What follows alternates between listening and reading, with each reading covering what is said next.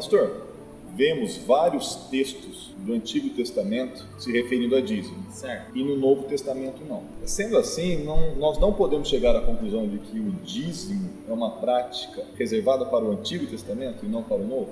Esse é um tema que tem rendido assim, bastante confusão, bastante discussão dentro da igreja. Lembrando que a nossa leitura da Bíblia, ela é uma leitura Antigo e Novo Testamento, uma revelação progressiva. Isso significa que nem tudo do Antigo Testamento a gente descarta no Novo Testamento. O princípio moral do dízimo ainda nós temos no Novo Testamento.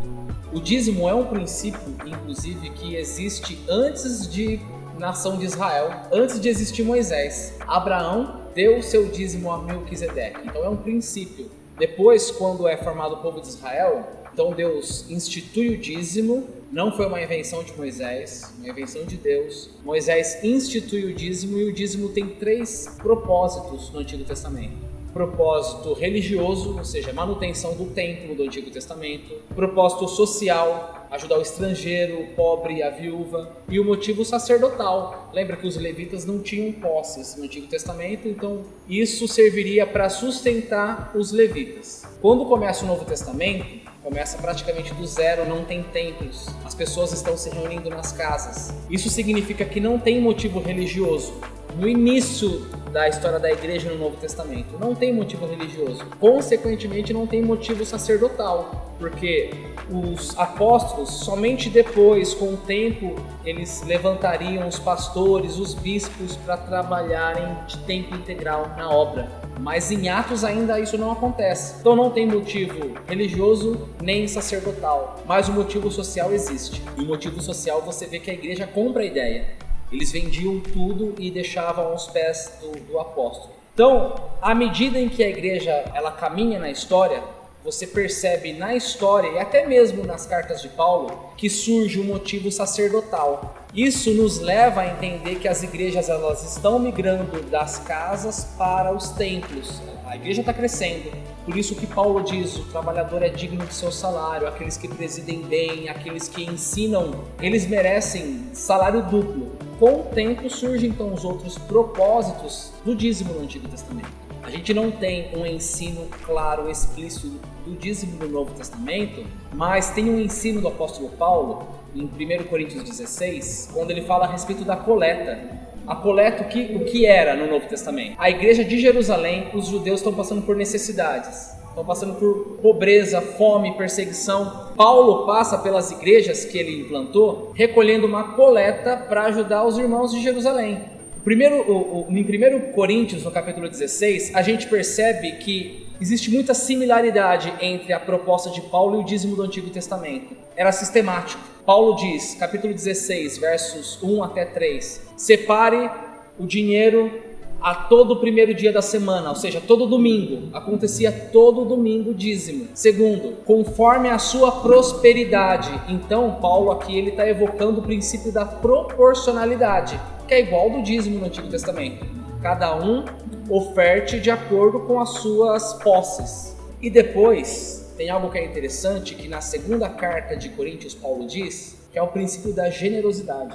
Cada um contribua de acordo com o que estiver proposto no coração. Mas espera aí, Rodrigo. Ou eu contribuo de acordo com as minhas posses, ou eu contribuo com o meu coração. É uma aparente contradição, mas eu creio que não é uma contradição aqui. A mesma coisa, por exemplo, o fato da lei de Deus ordenar que eu devo amá-lo de todo o coração não contradiz a minha espontaneidade de amá-lo de todo o coração. Então você encontra no Novo Testamento esses 2 princípios. Nos ajuda muito a entender como se dá essa relação entre proporção e generosidade a igreja da Macedônia. Paulo cita a igreja da Macedônia em 2 Coríntios capítulo 8. A igreja da Macedônia era uma igreja pobre. Paulo diz que eles estão contribuindo de acordo com as suas posses e até mesmo além disso. Ou seja, existe o princípio da proporcionalidade, mas também existe o princípio da generosidade. O que a gente entende no Novo Testamento, Albert, é que as igrejas elas estão contribuindo de maneira proporcional, mas em alguns momentos eles vendem tudo o que têm. Em Atos, quando fala que eles vendiam todas as suas posses, diz à medida que alguém tinha necessidade. Qual é o ensino pra gente?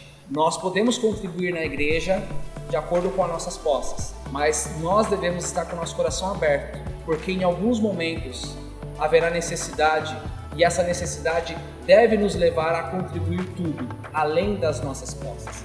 Como que a gente pode estipular então a proporção? Não tem um exemplo claro no Novo Testamento. O que seria essa proporcionalidade? É por isso que na história da igreja, os cristãos acabaram adotando o exemplo do Antigo Testamento, os 10%. E eu creio que os 10% ou a proporcionalidade é justa, porque o pobre e o rico, eles contribuem igual.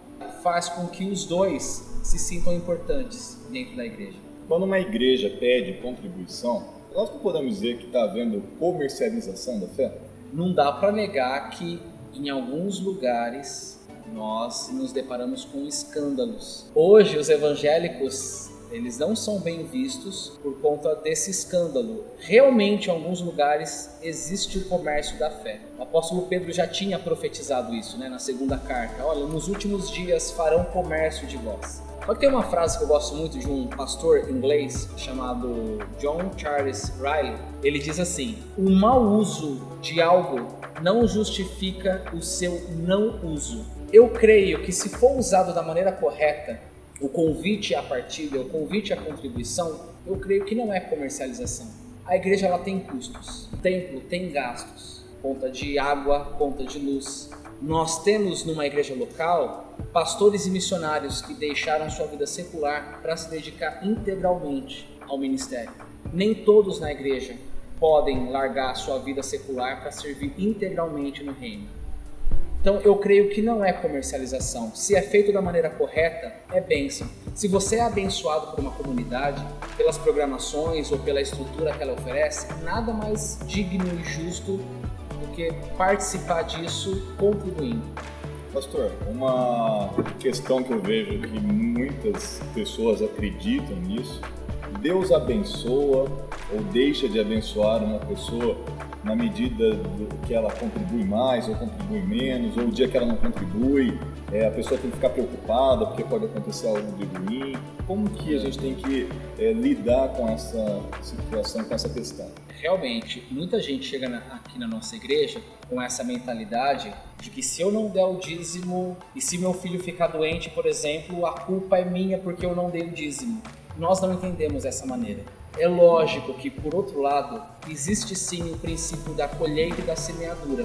Existe isso. Gálatas é claro nisso. Então, se eu semeio generosidade, com certeza eu vou colher generosidade. Só que nessa questão da bênção e da maldição, Elbert, eu entendo que a generosidade, a partilha é uma bênção para nós. Então, a partir do momento em que eu não sou generoso, que eu não contribuo, eu estou me boicotando da bênção, porque o compartilhar em si já é a bênção.